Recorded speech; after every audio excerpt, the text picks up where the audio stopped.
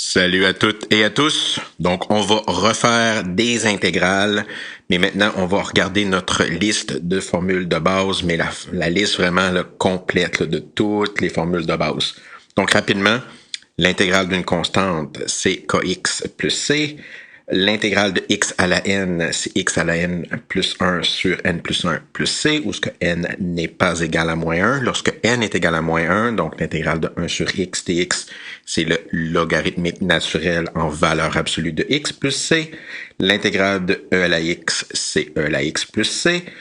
Maintenant, on introduit toutes les autres fonctions qu'on sait dériver. Donc, puisqu'on sait que la dérivée de a à la x, c'est ln de a à la x, l'intégrale de a à la x va être a à la x divisé par ln de a plus c. Donc, si je suppose que a, c'est une base exponentielle, donc un nombre strictement positif, pas égal à 1. Puisqu'on sait que la dérivée de cos, c'est moins sin, l'intégrale de sin, c'est moins cos, plus c. Faire attention que les signes, ça mélange un peu lorsqu'on intègre.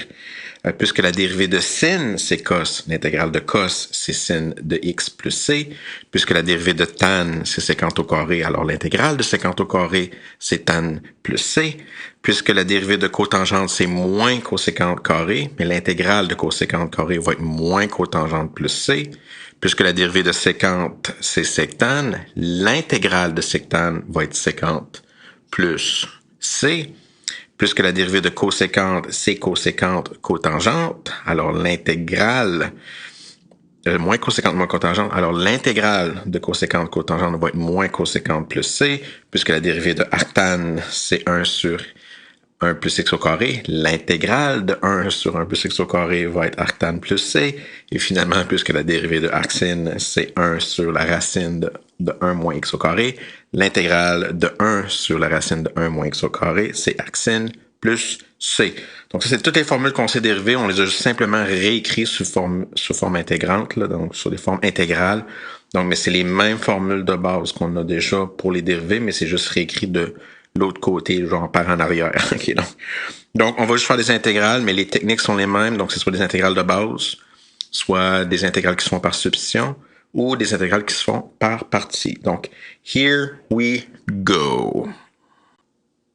Donc, on va intégrer les fonctions suivantes. Donc, on va calculer des intégrales indéfinies. Donc, l'intégrale de 3 cos plus 5 sin de x.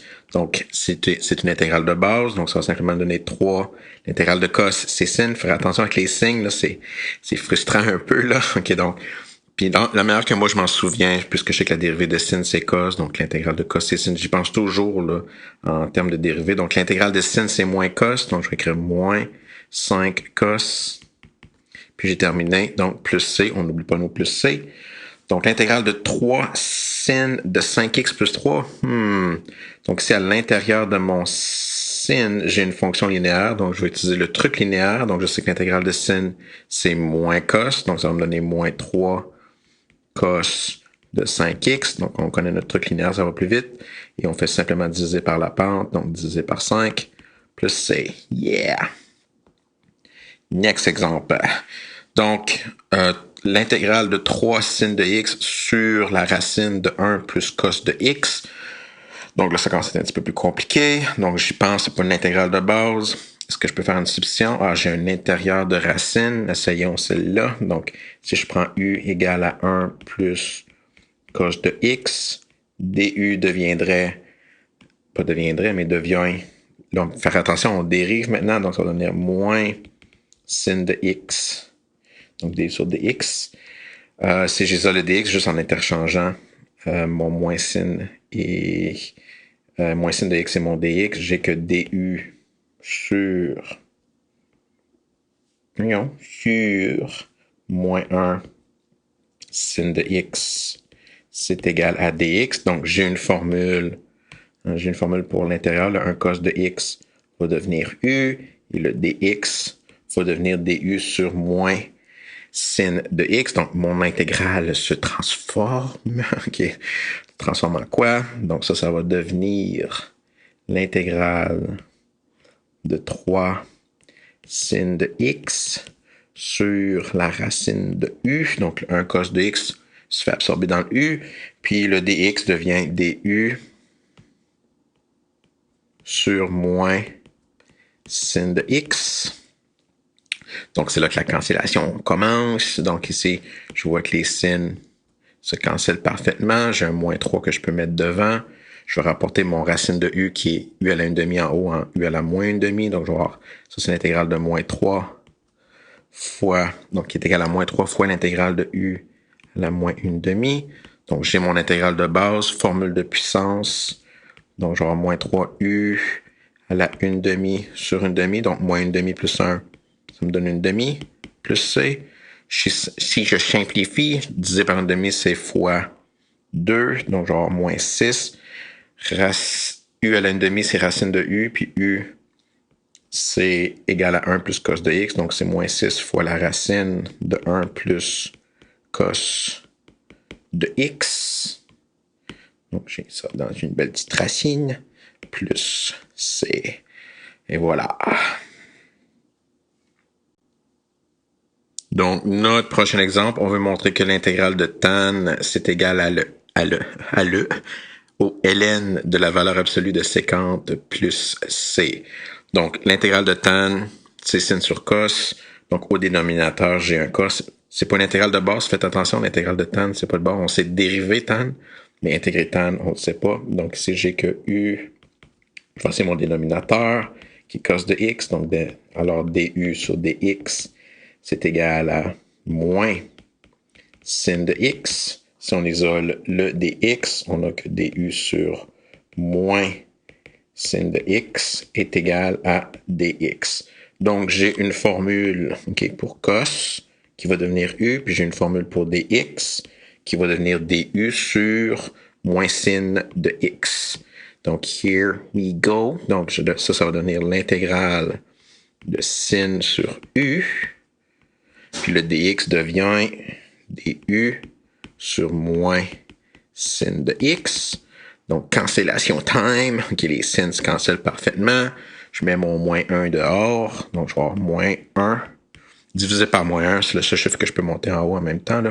L'intégrale de 1 sur u du.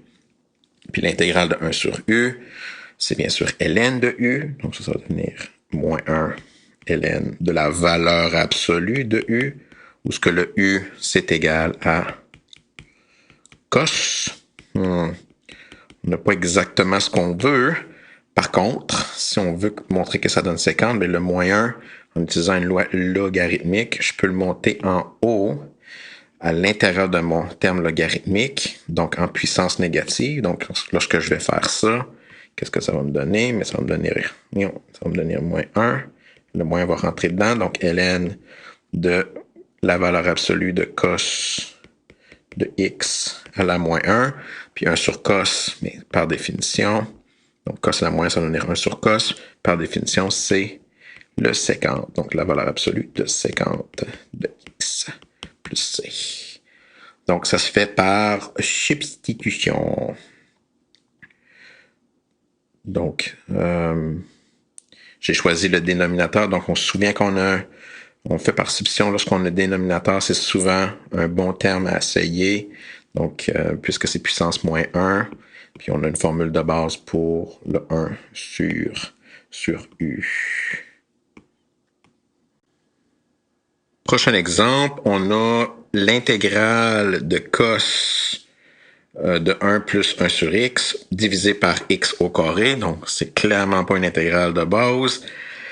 Donc, on va y aller par substitution. Donc, on a deux choix potentiels pour le u. On pourrait utiliser le dénominateur, mais la dérivée de x au carré, c'est 2x qu'on n'a pas vraiment à multiplier ailleurs, tandis qu'à l'intérieur du cosinus, on a 1 plus 1 sur x, puis la dérivée de 1 sur x, c'est moins 1 sur x au carré, puis je n'ai 1 sur x au carré. Donc, l'intérieur du cosinus, là, c'est probablement le meilleur choix. Donc, si je prends u égale à 1 plus 1 sur x, du sur dx va être égal à moins 1 sur x au carré.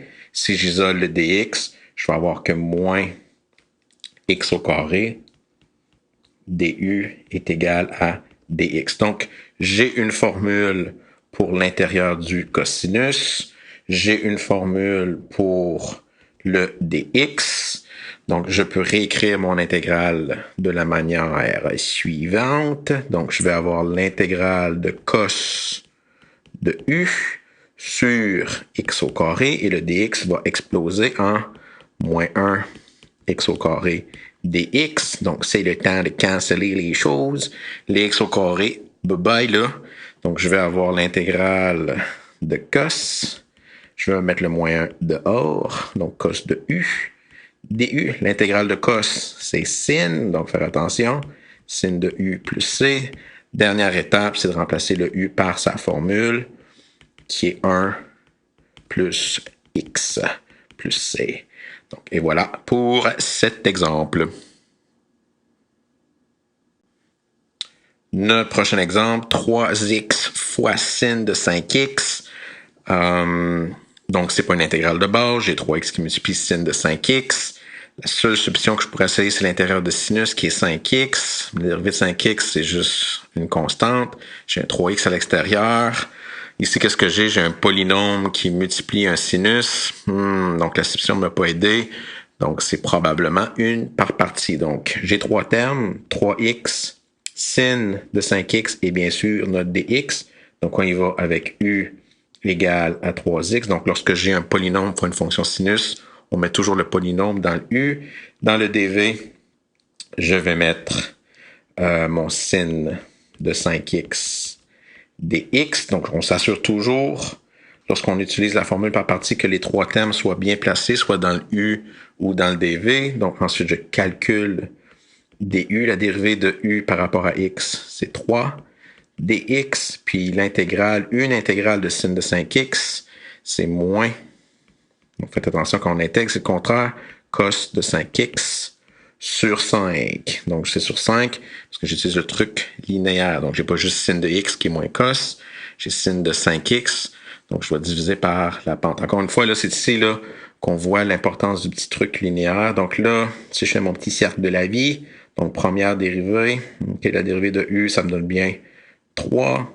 Puis si je dérivais cos, moins cos de 5x sur 5, mais vous pouvez vérifier que ça donne bien, okay, sin de 5x. Donc, ça vaut vraiment la peine là, de vérifier là, avec votre petit cercle de la vie. Ensuite, j'applique ma formule. Donc, c'est UV. Donc, j'applique ma formule. Donc, j'ai UV. Donc, 3x fois moins cos de 5x. Faites attention avec les parenthèses. Donc, souvent, on fait des erreurs. Donc, c'est pour ça que moi, j'aime mettre les moyens en parenthèse. Ça évite des erreurs de multiplication qui deviennent des additions, des soustractions. Donc, sur 5, moins l'intégrale de v du. Donc, moins l'intégrale de moins cos de 5x sur 5 fois 3 dx. Ma nouvelle intégrale, c'est juste un cos tout seul. Donc, j'ai vraiment simplifié mon intégrale, okay, à quelque chose de plus simple. J'avais un polynôme de degré 1 qui multipliait une fonction cosinus. Maintenant, j'ai juste une fonction trigonométrique tout seul, cosinus. Les choses sont bonnes. Si je clean ça un petit peu, donc moi, la manière que je le réécrirais cleaner, le moins, je le mettrai en premier. Donc, j'aurais moins 3 sur 5 x cos de 5x. Si je mets tous mes coefficients dehors avec le moins, je vais avoir plus 3 sur 5 l'intégrale de cos de 5x dx. J'applique mon truc linéaire. L'intégrale de cos, c'est sin. Faire attention. Donc, je vais avoir moins 3 sur 5x cos de 5x plus cos de 5x va devenir sin de 5x divisé par 5. Mais là, le divisé par 5 va aller multiplier l'autre 5 qui va devenir 25 plus c. Here we go. Bel petit exemple de l'application de la formule ou de la technique d'intégration par partie. Alright, donc moi j'ai fait cet exemple-là. Je vais laisser les autres exemples en exercice. Donc pour la section 8.7, that's it, that's all. Bye bye là.